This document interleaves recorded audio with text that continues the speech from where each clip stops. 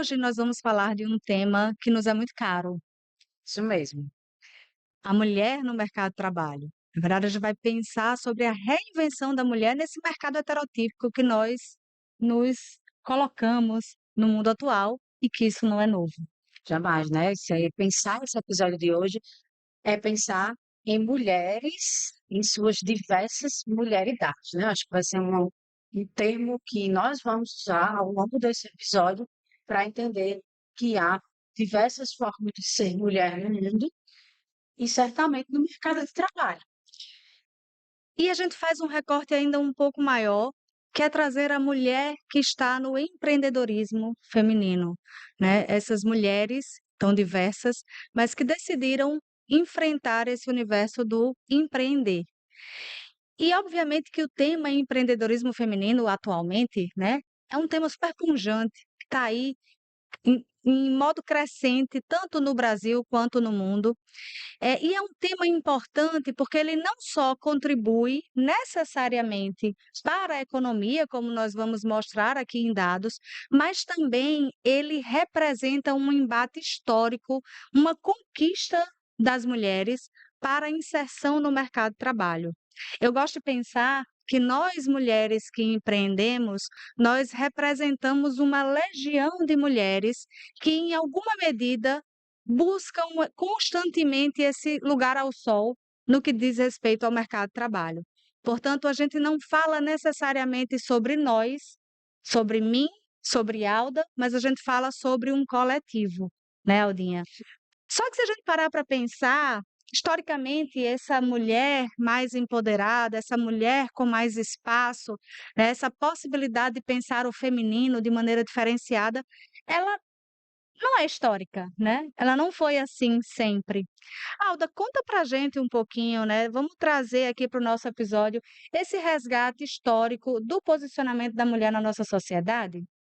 É, acho que a primeira coisa que a gente precisa pensar, de um modo geral, que a gente vai fazer um recorte aqui, que há uma longa história sobre a mulher e as suas lutas históricas aí na sociedade, né? A gente vem numa sociedade extremamente patriarcal, onde os movimentos de vida, eu costumo dizer assim, são patriarcais. Nossos movimentos de vida, as nossas formas de se relacionar, os nossos modos relacionais, eles são patriarcais. Ao longo do tempo é que a gente foi trazendo essa discussão de como isso é uma ruptura, né? Então, a mulher, ela entra no cenário de luta histórica, mas ao mesmo tempo essa luta ela é gradativa. A gente ainda está construindo esse papel.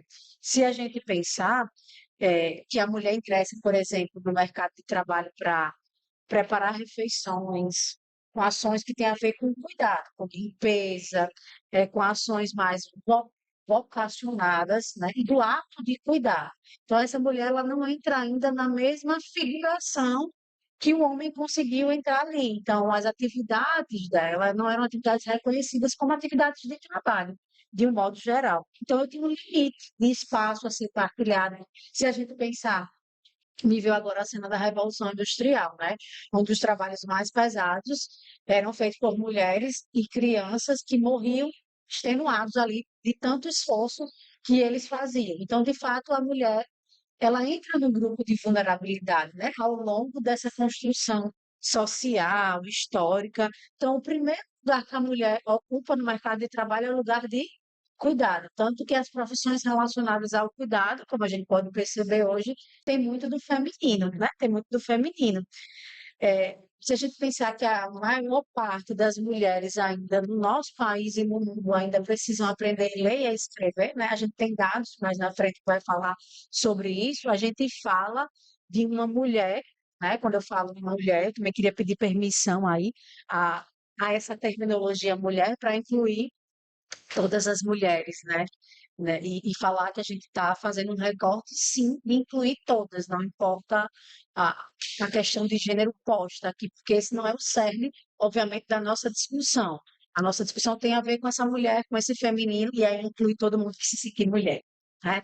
E se a gente pensar que, por exemplo, essa mulher ela ainda tem a mesma dificuldade de acesso à escolaridade que ela tinha há algum algum tempo atrás, a gente ainda sente hoje. Você vai trazer dados mais à frente que vão falar sobre isso, de como a gente tem dificuldade ainda de ter acesso a modelos de capacitação, à própria educação, porque a gente deveria estar atendendo a tarefas de cuidado, com a família, né? Enfim, com a sociedade, a gente cuida, né? E aí eu trago um dado sobre como essa mulher ainda é excluída mesmo desse mercado, né? Dessa construção mesmo de se inserir, ó, que o dado diz assim: 500 milhão de mulheres e meninas com 15 anos ou mais de idade são analfabetas, né? E mais meninas do que meninos estão fora da escola. Isso quer dizer que a gente ainda tem um caminho muito grande a trilhar aí. E que a pobreza, se a gente pensar, a pobreza no mundo, a pobreza tem a cara da mulher. A pobreza ainda carrega uma cara muito feminina, né? Então há muitas disparidades de gênero que ainda existem, sim. Seria um episódio inteiro se a gente fosse falar sobre isso. Por isso que eu estou fazendo esse recorte para dizer a importância de falar e trazer uma fala eh, da diretora executiva da ONU, que ela diz assim: uma sociedade em que mulheres e meninas, metade da população do mundo, não sejam mais deixada para trás. Apenas metade é uma parte igual, e apenas igual é suficiente.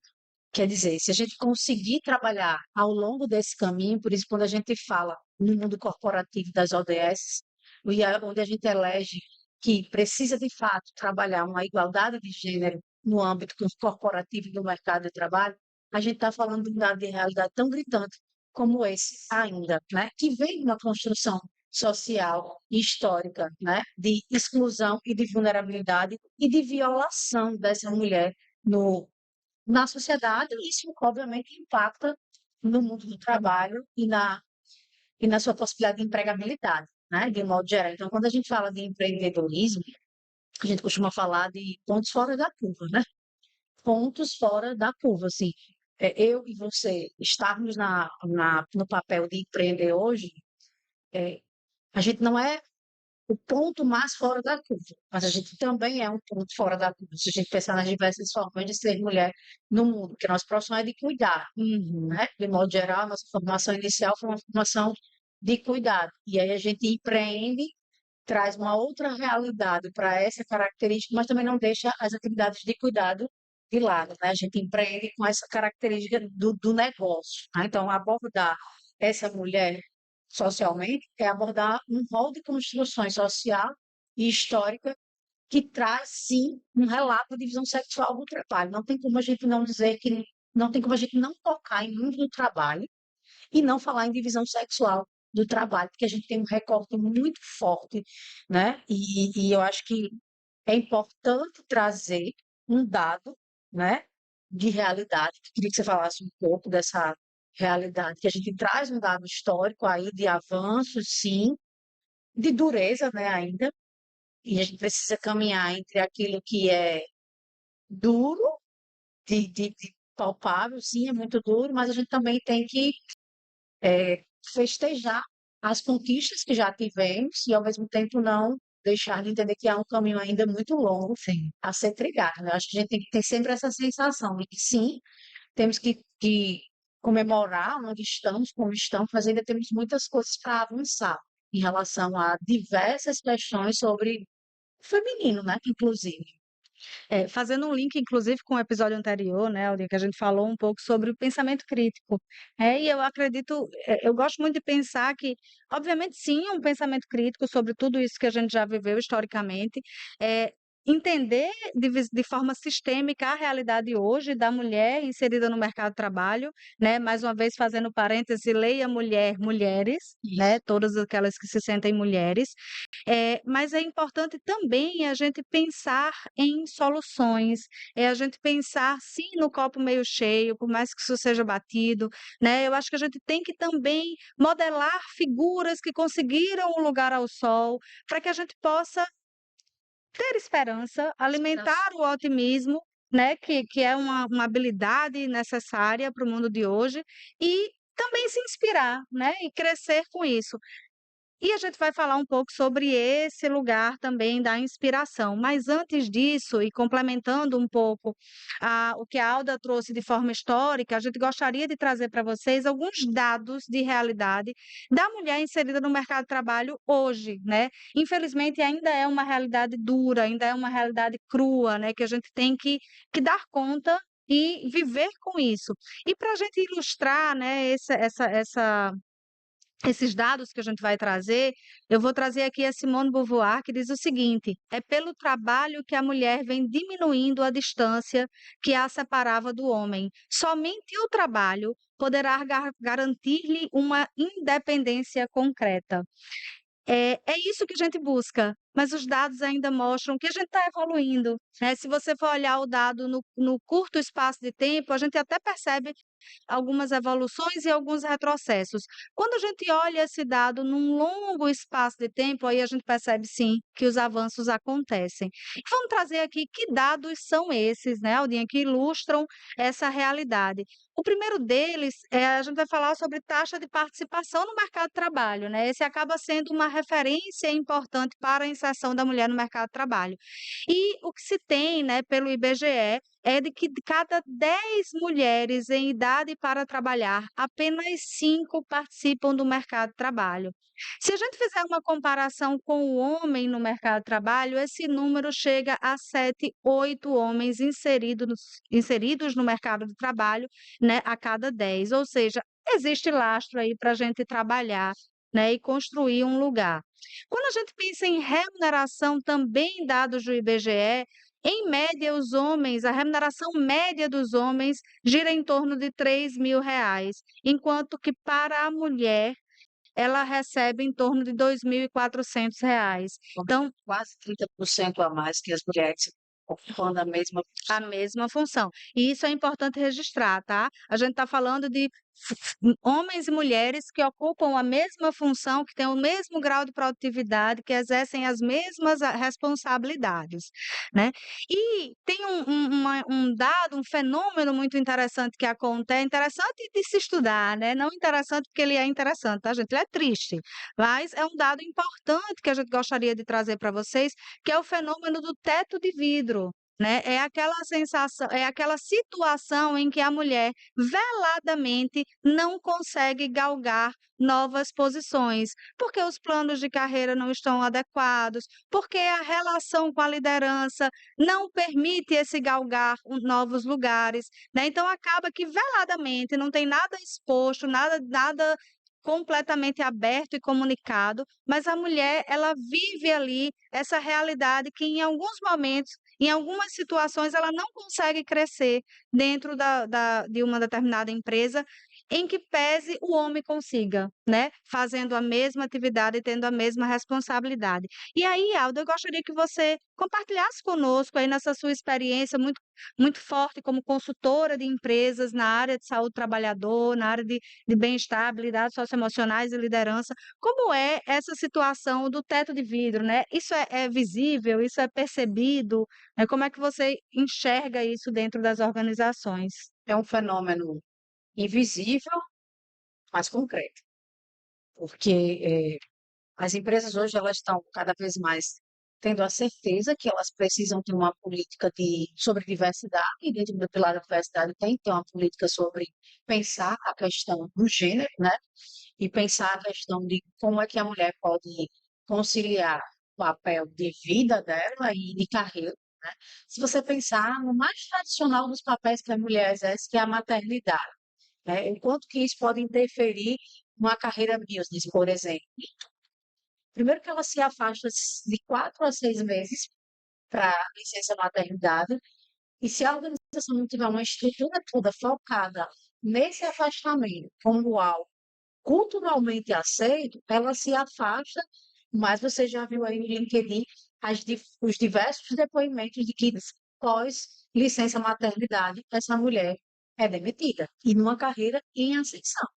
Então, as corporações, por mais que elas criem setores, políticas que vão tratar sobre isso, existe uma cultura ainda patriarcal, consciente e às vezes não consciente, mas que está ali, posto na cultura de reconhecimento, de valores, de recompensa, de clima organizacional, de como ela se sente segura, de segurança psicológica, vamos mais além, para entender se eu consigo. Não, então, o âmbito público hoje consegue, por legislação, dar essa possibilidade, mas o âmbito privado ainda precisa avançar. E aí, quando a gente coloca as ODS, coloca os programas do Emprega Mais Mulheres, né, para valorizar a ideia de que sim, o feminino ele tem uma forma diferente de atuar dentro do mercado de trabalho, e eu não diria diferente, é porque ele foi pensado de forma patriarcal. E agora que esse modelo de incluir essa diversidade do que é o feminino está sendo discutido, a gente está desconstruindo, a gente está num processo de desconstrução. Então, quando a gente fala do fenômeno do teto de vidro, ele é como se fosse um adoecimento mental dentro da empresa, quando relacionado ao trabalho, que ele é invisível e ainda você se sente com vergonha, porque você é de trazer o assunto, né? Então, isso acontece muito dentro do cenário organizacional. Há uma falácia muito forte em dizer que temos direitos iguais. E não é desse jeito ainda, né? Porque existe uma questão de quem precisa se afastar para a maternidade, de quem é a cuidadora das outras pessoas da família, né? De quem exerce esse papel, que é a mulher.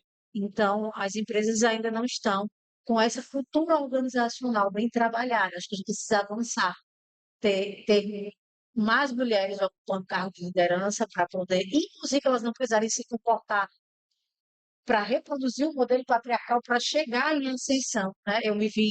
Eu assumi alguns cargos corporativos e ora você se vê meio que reproduzindo o comportamento do masculino, não porque você quer, mas porque muitas vezes é uma forma de você se posicionar ali. E ora eu me vi pulando isso, porque de fato eu só queria ir até onde o meu feminino pudesse, né? Eu nunca fui o inverso, digamos assim. Eu não me coloquei, tanto que eu abandono a carreira business corporativa para a carreira do docente, que é tipicamente feminina. Exatamente, tá vendo? Porque o meu feminino, para mim, era muito mais importante do que qualquer coisa, né? Eram as minhas escolhas de vida. Isso não me produziu crise, mas também existe um recorte interseccional. Eu sou uma mulher branca, eu sou uma mulher que tive acesso à escolaridade e que tive uma formação crítica à psicologia mineira. Mas será que todo mundo vai conseguir fazer? Eu não digo nem a leitura, mas ter essa condição de escolha e de voltar atrás e dizer assim, Eu não quero os eu não quero isso, eu não vou enfrentar isso, né? Eu quero de fato ser mãe e poder tirar tempo de licença maternidade que eu quiser ou que eu tenho direito. Nem todo mundo vai poder fazer isso. Então, se você pensa que os cargos de liderança não são ocupados por mulheres, e se ocupados por mulheres, a nossa branquitude, ela vai facilitar. Então, para mim, foi muito mais fácil, digamos assim, a minha competência técnica fluir nesses espaços. Mas você imagina se eu não tivesse toda essa relação social, isso seria muito mais difícil, porque existe interse uma interseccionalidade de gênero fortíssima entre ser homem e ser mulher, de raça e de escolaridade. Sim. E eu diria mais, né? Da forma como você fala sobre sua orientação sexual, por exemplo, que aí também a gente não vai trazer É. como ponto de pauta, mas é importante a gente posicionar, né? Mulheres mães, mulheres que querem a carreira no mundo business, né? E eu acho que, além disso, né, essa questão do teto de vidro, a progressão da carreira no mundo business, ela tem um limite para a mulher. E aí acaba o empreendedorismo, queria fazer esse, Uhum. ele vindo como uma alternativa de autonomia mais forte, porque ela diz assim, aí tem os dois lados da moeda, né?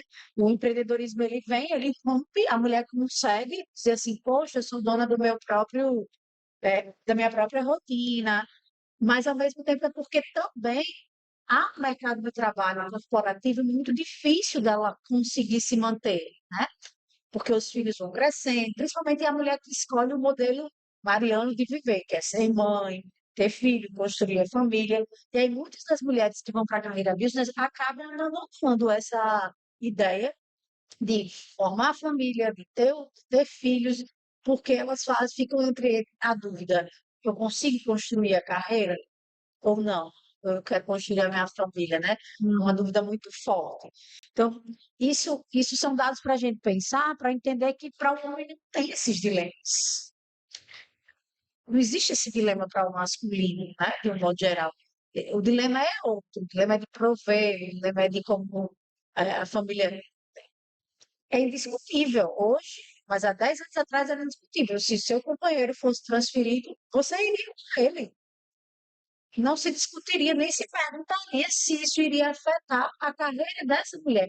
Quantas mulheres eu já não atendi, perdidas na carreira, porque os seus maridos foram transferidos e elas agora tinham mudado totalmente de carreira, de vida, e elas não sabiam o que fazer, né? E eu acho que traz também o movimento, né, por outro lado, esse movimento que a gente tem passado de uma certa libertação de alguns padrões pelas mulheres, eu acho que também traz um movimento contrário, né, dessas mulheres se questionarem: "Espera aí, será que eu quero mesmo esse estilo subjugado, né, esse movimento, esse estilo de vida em que eu me adequo à família que eu mesma construí?", Sim. né, e aí, lembro também, trazendo essa sua informação, me vem à mente algumas clientes que eu tenho que relatam isso: "Agora eu quero construir a minha identidade, mas eu não sei nem por onde começar", porque até então era um movimento identidade profissional, tá, gente? Era um movimento muito atrelado a o que a família precisava, as escolhas do filho, do marido, Se né, você de uma imaginar, isso, estrutura. isso vem de uma história social, Sim, de abrir mão de várias coisas para ser a cuidadora desse verdade. lugar. E a gente carrega traços, né, desse imaginário ainda, desse imaginário social, desse simbolismo do que a gente representa. Agora é importante também, né, Alda, a gente está trazendo aqui uma generalização, Sim, porque a gente já percebe hoje no mundo atual avanço. avanços e homens que se posicionam no sentido de quererem cuidar das suas famílias, de optarem por ficar em casa para cuidar da família enquanto a mulher trabalha. A gente não está descartando ou eliminando essas possibilidades ou invisibilizando essas possibilidades, mas a gente está falando aqui de que esse ainda não é o movimento mais comum e mais, esperado de pronto da E, nossa sociedade. e ademais, a gente está falando de um modelo de família Exatamente, aqui a gente está falando do modelo mais, tradicional. tradicional, né, de Mas família. mesmo assim, a gente vai encontrar essas dificuldades quando a gente fala de diversidade, né? Que não é o nosso ponto, por isso que a gente não vai adentrar. Mas se a gente fala de modelos de famílias homoafetivas, enfim, dos diversos modelos de famílias que se constituem, ou até de modelos de famílias onde eu tenho A monoparentalidade mesmo, por isso, exemplo. como isso adentra dentro do cenário do mercado do trabalho, como que isso é visto, né? Então, acho que são questões para serem pensadas que a gente não vai ter tempo Não é o foco, não é, né. não é o nosso foco. Mas tem um ponto, Joana, que eu acho muito importante da gente pensar, né, que para além do mercado business que a gente tocou, que há essa dificuldade que a gente sabe, né, tem aspectos que a gente precisa trazer em termos do que a gente precisa fazer, né, do que a gente precisa investir para que a mulher consiga, de fato, ir ocupando lugares e papéis que fazem parte da construção da narrativa, né? Da Uhum. narrativa dela nesse mundo. Então, eu queria que você comentasse um pouco sobre o que a gente pode fazer, que a gente pode começar a investir, né, para pensar sobre isso. A gente vai falar sobre isso, Aldinha, mas eu não queria deixar de explorar um aspecto que eu acho que vem antes, né, que é a o que afinal de contas, tudo isso que a gente trouxe até agora, que impactos tem para essas mulheres? Sim, Né, ok, já entendemos que historicamente a mulher teve dificuldades para se inserir na sociedade, para ter respeito na sociedade, para ter uma relação mais equânime com os homens. A gente já entendeu que, em termos de mercado de trabalho, os dados mostram que ela está sempre, precisando correr atrás de muitos direitos, né, para ter espaço também no seu mercado de trabalho. E o que é que isso gera para você, mulher, né? O que é que isso gera em você? E aí a gente poderia falar aqui, né, algumas consequências dessa situação. E a primeira delas, que a gente pensou em abordar aqui para vocês, diz respeito a questões financeiras Sim, mesmo, sim. né? A distribuição de renda, não é equivalente, não é equânime quando a gente pensa em negócios dirigidos por mulheres e negócios dirigidos por homens. Além disso, a não só a distribuição financeira, mas as possibilidades de investimento, né, os vamos falar de bancos, né, Sim. os bancos de inve os investimentos que são feitos para negócios femininos, eles têm muito mais barreiras do que aqueles que são feitos para negócios masculinos. Essa é uma realidade desde o momento que a mulher senta na cadeira em frente ao gerente para negociar um possível crédito, desde o quanto ela consegue de crédito. Então, de fato, a gente tem consequências reais financeiras para essa mulher, né, que está aí tentando um lugar, especialmente no empreendedorismo feminino. Mas aqui a gente está falando de aspectos higiênicos, aspectos de infraestrutura, mas também tem aspectos psicológicos, né, Alda, que tocam a essas mulheres. E eu queria que você falasse um pouquinho que consequências são essas para essa mulher Se a gente for nesse momento? falar de consequências específicas, desde aquela do medo mesmo, de assumir um papel que não era meu, e aí quando assumo, se dou conta, né? Esse medo mesmo que vem, essa relação de desamparo que a sociedade ainda tem muito forte, porque quem ampara somos nós, né? Mulheres, que amparamos outras mulheres. Então a gente está começando a construir essa relação de sororidade, talvez muito recentemente, né? Em alguns espaços até de forma um pouco velada, mas as mulheres compõem as próprias mulheres, Exato.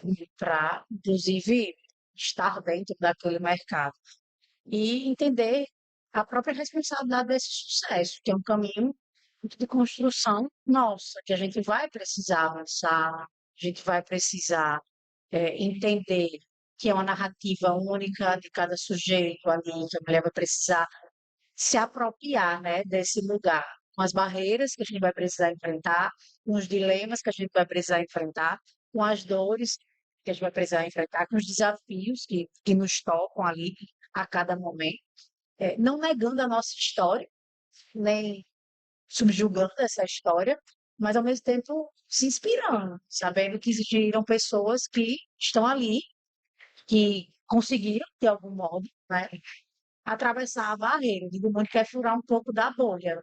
Algumas vão conseguir muito mais, porque tem instrumental para isso. Uma coisa é eu furar essa bolha com palitinho, outra coisa é com a tesoura, outra coisa é eu vir com o equipamento e furar a bolha toda. Então, isso também diz do lugar que a gente vem. A gente precisa ter essa responsabilidade de entender que coletivamente a gente precisa fazer um coro, né? A gente precisa ecoar. E aí todo esse movimento, o fato de eu estar aqui agora com você fazendo um projeto coletivo, de pensar a carreira para o feminino, diz muita coisa. Diz do lugar social que a gente quer ser ouvido, diz do Sim, lugar social que, que a gente quer transformar também, né? Então, isso nos responsabiliza ao mesmo tempo, onde a gente quer chegar, como a gente quer chegar, né? E a gente até falou de algo que alguns anos atrás a gente talvez não fizesse com essa característica, fizesse em outro formato, ou nem fizesse, porque a gente estava desejando ali outras coisas, né? Enfim, outros. Mas hoje a gente faz porque faz sentido para a gente chegar para outras pessoas, né? Para outras mulheres especificamente. Porque se você pensar quem é o teu público, o meu público é tipicamente feminino. o meu também. O meu público é tipicamente feminino, então a gente acaba trazendo para esse público a ideia de que sim, é possível. E eu queria que você falasse um pouquinho, eh, não necessariamente da síndrome da impostora, né? Que é uma coisa que a gente vem discutindo muito.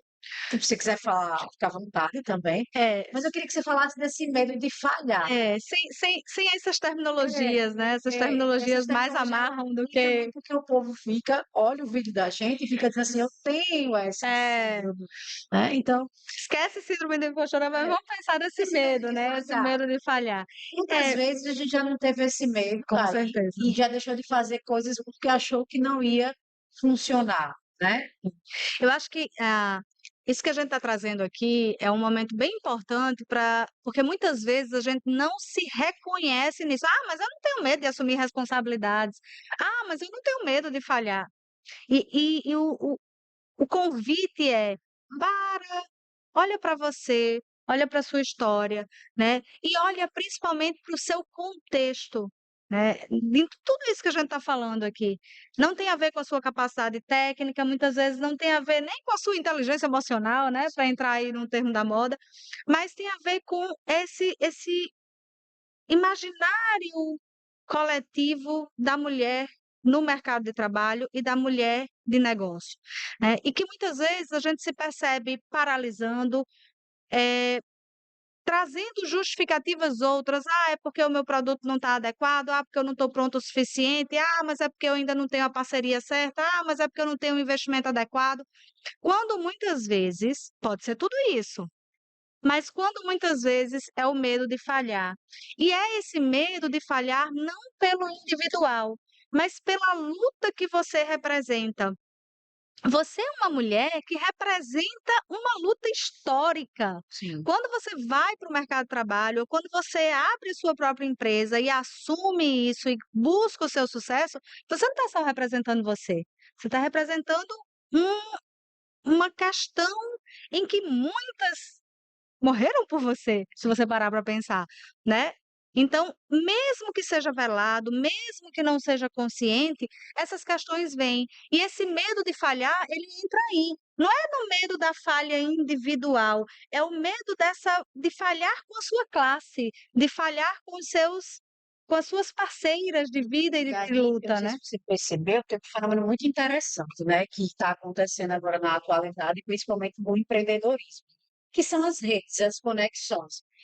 Isso é extremamente importante, as nossas conexões entre mulheres, mas isso também tem duas moedas. A gente apresenta para a gente mesmo as conexões e, ao mesmo tempo, tem um elemento muito importante que a gente precisa ficar atento, né? Quando a gente está nas redes intra, a gente deixa de ir para o inter e de atravessar barreiras. A gente precisa ter grupos, sim, né? Não estou fazendo uma fala aqui, que a gente não precisa ter grupos de conexões, né? A gente Uhum. precisa ter esses grupos de Sim, conexões, mas os grupos não podem só falar para eles.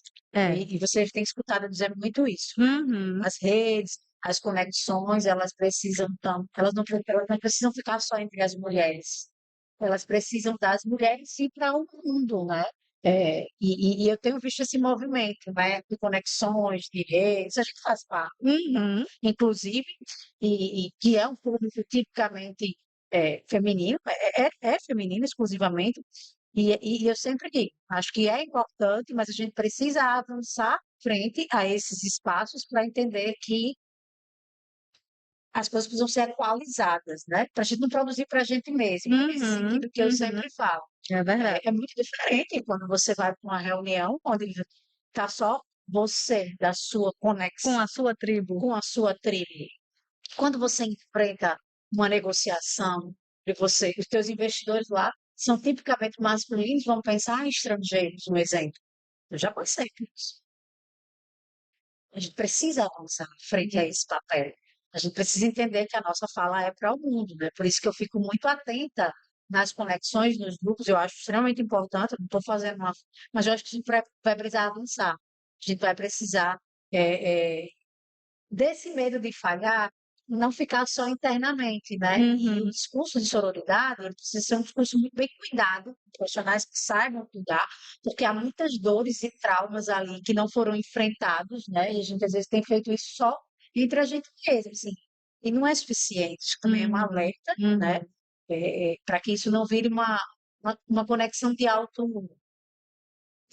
ajuda mútua. Assim, que somos coletivos, somos humanos, mas há questões que você precisa tratar com os profissionais adequados, com a psicologia, com o teu mentoado de carreira. Você precisa de um bom gerente do teu banco para te dar noções sobre o financeiro, né? Uhum. Essas distribuições de papéis, né, precisam ser feitas, precisa ser visto, isso precisa ser visto, isso precisa ser Alda, considerado. e falando de papéis, vou pegar o gancho da palavra aí. Existe uma outra outra dificuldade, que é a dificuldade de conciliar papéis, que tem um pouco a ver com isso que você está Sim. falando, mas eh, vai além. Que dificuldade é essa, né, dessa mulher hoje conciliar esses papéis no ambiente de trabalho? Se a gente pensar, são papéis de jornadas, né? Que aí eu tenho a jornada do mundo do trabalho e eu tenho a jornada de vida. Então, se eu estudo, se eu trabalho e se eu tenho uma família construída ali, tenho a minha vida pessoal, eu tenho uma tripla jornada Jornal. para dar conta. E é essa exaustão que faz com que muitas vezes eu não consiga gerenciar bem esses papéis. E essa sensação de não dar conta muito da gente, né? Ou de dar conta de tudo. De achar que dá conta De achar que dá conta de tudo, e aí a gente vai fazendo, né? Tem um dado, né, da Rede Mulher Empreendedora que revela que 53% das empreendedoras brasileiras, elas são mães. E aí vem a questão do empreendedorismo. Muitas vezes elas vão para o empreendedorismo para ter uma rotina mais que elas conseguem gerenciar, para poder a maternidade vir aí. Por isso que eu disse que tem os dois lados da moeda do Uhum. empreendedorismo, né? E ao mesmo tempo elas não conseguem visualizar essa maternidade em uma carreira corporativa em ascensão.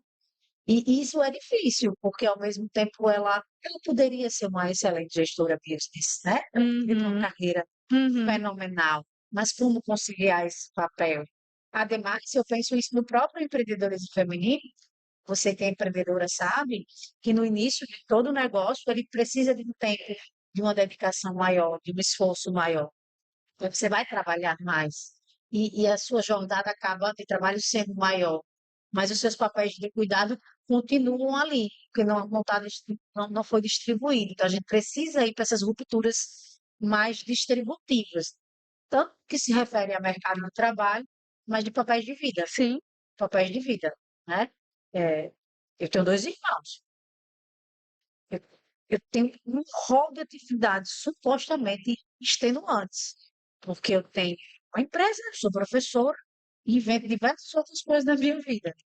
Inclusive, Mas, inclusive, o, da- o que a gente está fazendo agora. Mas o papel de cuidado, ele acaba sendo mais voltado para a minha figura, por ser psicóloga por ser mulher. e por ser mulher. E mesmo assim, eu preciso fazer a ruptura, dizer, cuide, vão lá, faça. Mesmo que não fique talvez tão bom no início, como a gente está habituado, mas é preciso. E uma outra questão interessante, né, além de usar as redes de apoio, que é isso que a Aura está falando, né, os irmãos acabam sendo rede de apoio nesse lugar de cuidado. É também você aceitar que muitas vezes os papéis vão ser faseados, que o investimento não é possível ser o mesmo em todos os papéis, que em alguns momentos você vai olhar mais para um determinado papel e menos para outro, e que isso não vai fazer de você uma pessoa menos preparada, ou menos capaz, ou menos aguerrida com o mundo, né? Eh, uma vez eu estava assistindo uma palestra sobre produtividade e a pergunta era essa: como dar conta de todos os papéis? E a resposta foi: não existe. É impossível. Você não vai dar conta de todos os papéis. Primeiro, aceite que você não vai dar conta, porque aí você começa a priorizar, né, aquilo que você vai de fato olhar. E a mulher, né, a gente conversando nos bastidores, a gente sempre traz um pouco desse nosso bastidor, e a gente estava falando um pouco sobre isso, o comentário da Alda me gerou uma boa risada entre a gente, né? A, o trabalhador, a mulher trabalhadora nunca é só a mulher trabalhadora, nunca é, nunca será, né? Mas o como a gente pode usar redes de apoio, repensar melhor as nossas conexões, entender os papéis que a gente quer priorizar, para que a gente possa ter um pouco mais de equilíbrio nesses papéis. E cuidado com a palavra equilíbrio, gente. Equilíbrio não é o mesmo peso para todos os papéis. Equilíbrio é você saber dosar o investimento em cada um deles para que você possa ter equilíbrio psicológico, Sim, né? Para que você possa ter suporte, para dar conta daquilo ali. E essas são algumas consequências, né, Alda, que a gente percebe desse histórico todo, mas a gente queria ir mais para o caminho do encerramento da nossa websérie, trazendo um pouco a face positiva do que está sendo construído, né, dentro dessa realidade da mulher, dessa reinvenção das mulheres dentro do mercado de trabalho. E aí, para falar um pouco sobre isso, a gente Gostaria de trazer um dado, né, um dado que mostra aí uma certa positividade nisso tudo, né. Uma redução da disparidade de participação entre homens e mulheres na força de trabalho poderia traduzir-se num aumento médio do produto econômico em 35%. Esse dado é um dado da Boston Consulting, tá, esse dado não saiu da nossa cabeça, ou seja, existe sim retorno financeiro para o país, para a comunidade, quando há uma redução dessa disparidade, quando há uma maior inserção do negócio feminino, e aqui a gente está falando necessariamente de negócios liderados por mulheres. Existe um outro dado que fala sobre a diferença de gênero em altos cargos executivos. Também, agora a gente está falando na lógica da liderança feminina dentro de organizações. Quando se diminui essa diferença, a gente pode ter aí um aumento de PIB para o país entre 2,5 a 5 trilhões de reais. Ou seja, mais um dado que nos chama a atenção, né, que mostra que sim, é valoroso, né, sociedade, aqui a gente não está falando para homens ou mulheres, estou falando para a sociedade, que a gente possa ter esse enfrentamento dessa questão. Que os dados dizem, mais do que números, é que sim, elas sabem gerir negócios, sim, elas Exatamente. sabem faturar, mas elas precisam de É oportunidades. oportunidades. Elas precisam ter crédito, elas precisam ter programas que estimulem a capacitação técnica, elas precisam ser bem mentoradas sobre isso, né? Geralmente, os homens tiveram muitos mentores ao longo das suas Uhum. vidas, né? Eh, Até familiarmente, os pais, assim, geralmente o pai ensina Ensina o o filho filho a a trabalhar. dirigir, a É, trabalhar, né? Isso demora, às vezes, para chegar no feminino. Então, essa ruptura, essa bolha que a gente está furando aí, ela precisa ir para outros caminhos de soluções, né? Que é o que a gente vai falar um pouco agora. Que caminhos são esses de soluções, né? que caminhos são esses, Alvin? Vamos Vamos pensar, começar? Vamos pensar vamos alguns? pensar alguns. Primeiro, talvez, diz para a gente resgatar. O primeiro dado que eu trouxe para vocês, que a gente ainda tem mais mulheres sem acesso ao estudo do que homens. Acho que o primeiro diz desse investimento em educação, desse investimento dessa equidade, né? De que a pobreza, quando estava estudando para esse episódio, essa frase me tocou, que a pobreza tem a cara feminina. E talvez é desse lugar, né, que eu falo enquanto mulher, psicóloga, empreendedora, de que eu não quero que a pobreza tenha cara nenhuma, nem muito menos feminina. Então, a educação ela consegue fazer essa transformação, né? Ela consegue. Esse investimento mesmo que a gente precisa fazer em políticas públicas, em acesso à educação, em acesso à cultura, à arte. Aí a gente está falando de uma questão social muito posta ali, né? Há um acesso igualitário dessas mulheres. Que esse acesso às condições básicas vai, vai tornar o meu ingresso ao mercado de trabalho mais fácil, né? Eu tenho mais variedade quando eu tenho acesso a essas questões mais básicas para entrar no mercado de trabalho, para disputar uma vaga, para concorrer, né? Do que quando eu não tenho acesso a essas questões, senão eu vou ocupar os cargos de limpeza, os trabalhos mais sujos, geralmente quem faz? Mulheres. São as mulheres, né? Os trabalhos de complementação de renda, geralmente quem faz? São Mulheres. as mulheres. Então a gente não precisa estar no anexo. A gente não tem que estar só no bastidor. A gente tem que estar onde a gente quiser estar, onde é possível estar, aonde nos colocarem como possibilidade de estar. Porque os dados estão mostrando quanto a gente rentabiliza, Uhum. quanto a gente modifica, né, socialmente. eh, e aí, é do campo da política pública? Sim, é do campo da política pública. É do campo da política organizacional corporativa? Sim, é. Quando as empresas param hoje, por exemplo, para dizer assim, CIPA, Comissão Interna de Prevenção a Acidentes do Trabalho, vocês não são só mais CIPA, vocês são CIPA mais A, Comissão Interna de Prevenção de Acidente de Trabalho e Assédio Sexual e Moral. Está dizendo assim, oi, se você falar sobre isso dentro de uma empresa, isso tem a ver com o histórico do feminino. Sim, nós somos as mais violentadas no mercado de trabalho, não só moralmente, mas também sexualmente. Então, investir em educação, investir em corporações que queiram mais mulheres, né? Nos programas emprega mais mulheres, né? Exatamente. Ter mais mulheres em cargos de liderança, sim, é um investimento, porque somente através dos cargos femininos, como é que o homem vai entender em termos de papéis sociais? Ele vai ter que viver muita coisa para compreender. Não estou dizendo que isso não é possível, tá, gente? Também não estou fazendo um discurso aqui segregatório, mas a gente precisa ter paridade. Então, a mulher também precisa estar lá para levar pautas, né? Quando a gente faz divisões políticas, a gente leva as pautas, né? Eu tenho um deputado que leva pautas sobre aquilo, que leva pautas sobre isso.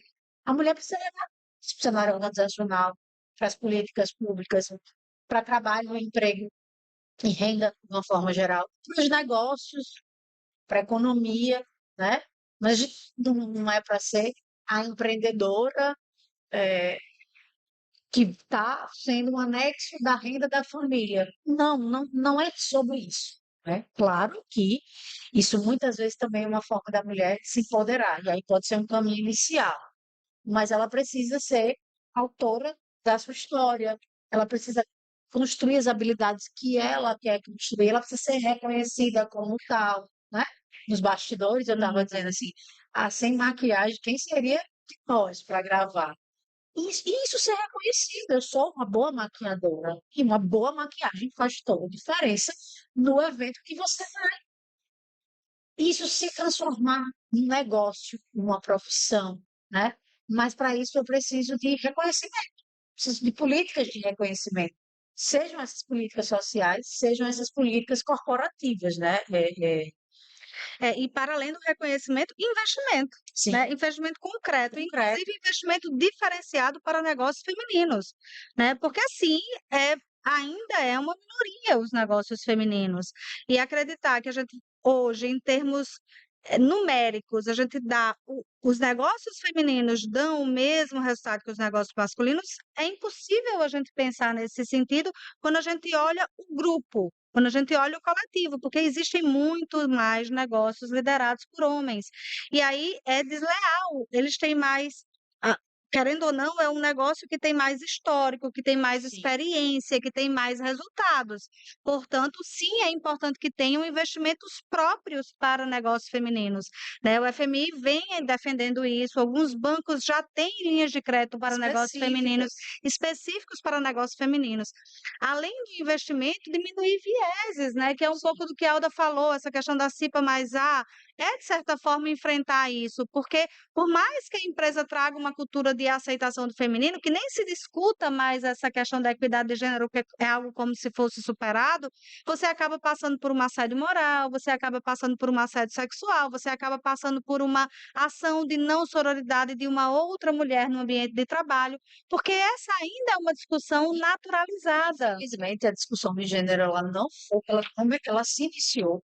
A gente tem uma discussão de gênero, é, tem uma discussão rompida aí no biológico para ser extremamente discutida, como a gente falou mais uma vez, não vai ser o nosso foco aqui, mas ela precisa ser rompida, ela precisa ser considerada as questões que gênero tem a ver com construção relacional e identitária, acima de tudo, e ruptura desse biológico aí, tanto já cutucou a gente que não está levando a gente para lugar nenhum.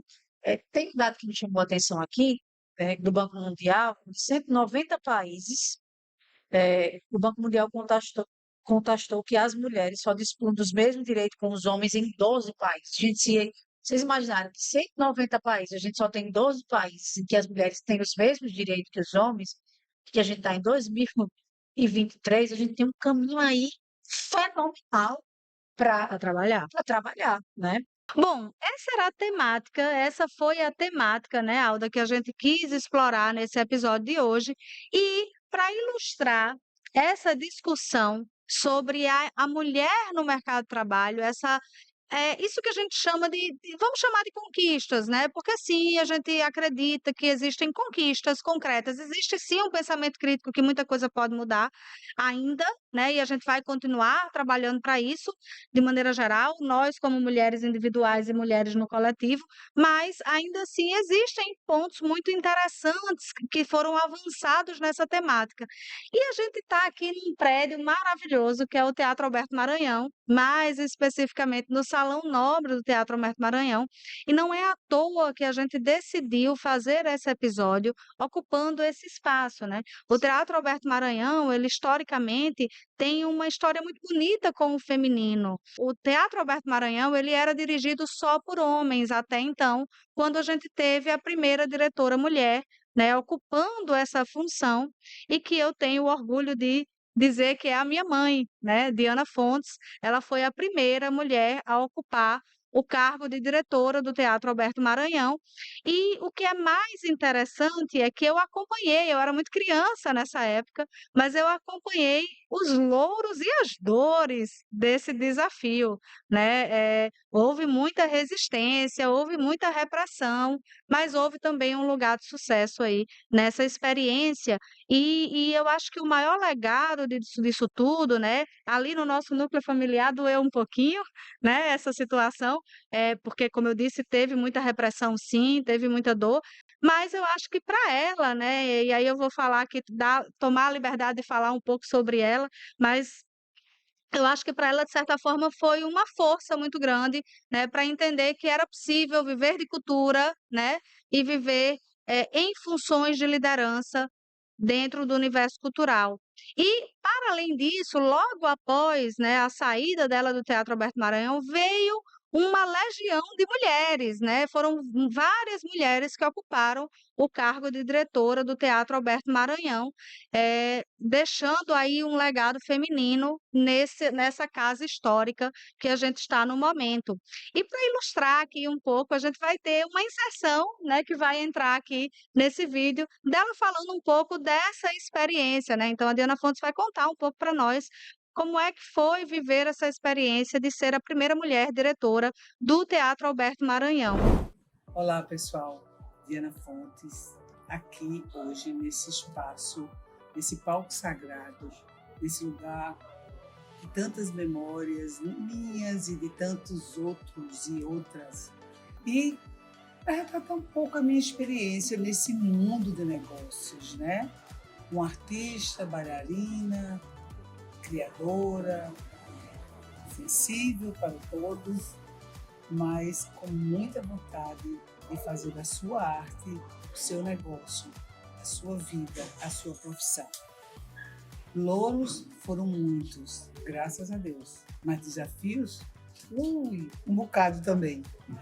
Então, começando aqui por esse espaço, onde após 72 anos, dirigido por homens, entro eu para dirigir esse espaço. Então, foram muitos os desafios, as pressões. Em que sentido, por exemplo?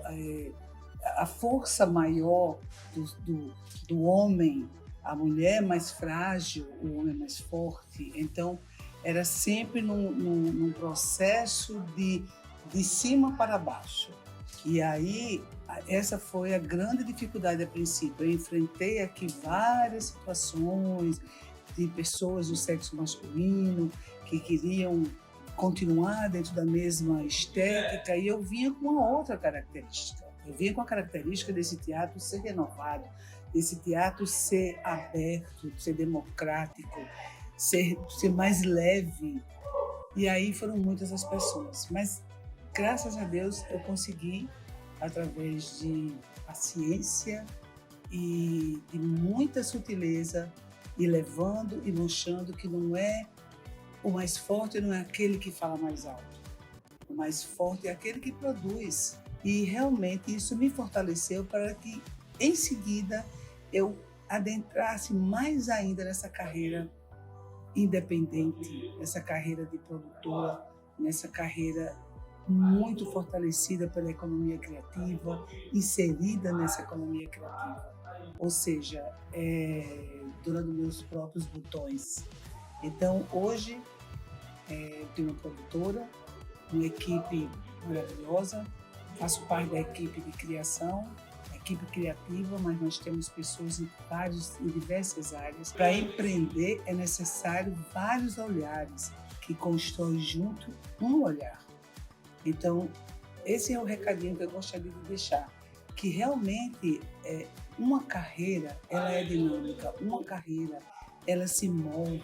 Hoje, as informações chegam assim, um piscar. Então, você também tem que saber discernir, tem que saber. Eu falo muito que pizza não pode ter gosto de sushi, sushi não pode ter gosto de pizza. Então, cada qual tem a sua situação específica.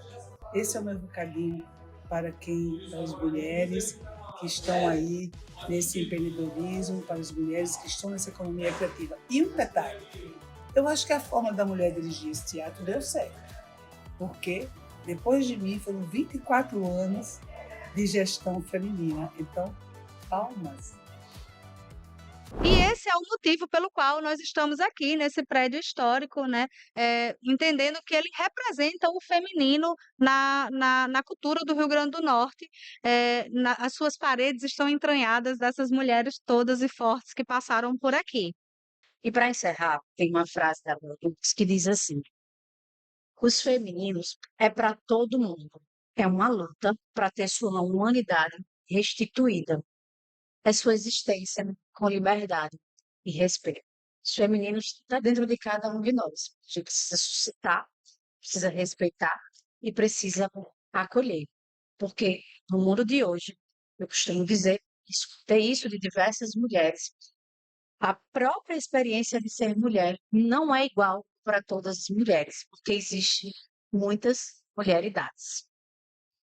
E o nosso convite é que para você, homem ou mulher, perceba esse feminino como algo importante para a nossa sociedade e acolha essas mulheres.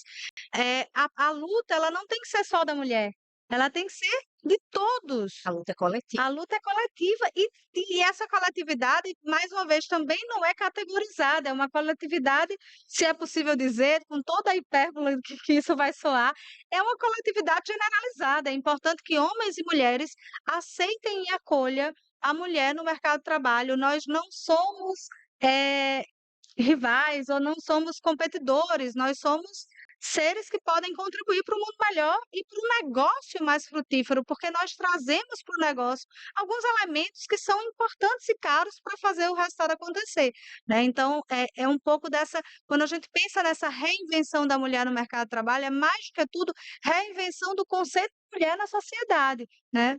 E é um pouco trazer essa discussão que foi o foco desse episódio. Esse é o nosso terceiro episódio. Se você gostou, se você está aqui conosco até esse momento, deixa o joinha aí no nosso canal do YouTube. Aproveita para seguir o nosso Instagram, @Carreira, Vida e Movimento.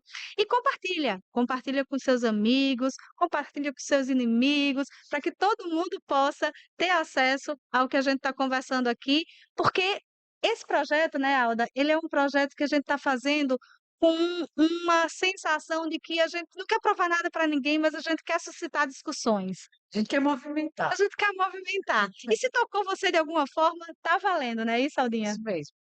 Porque carreira É vida em movimento.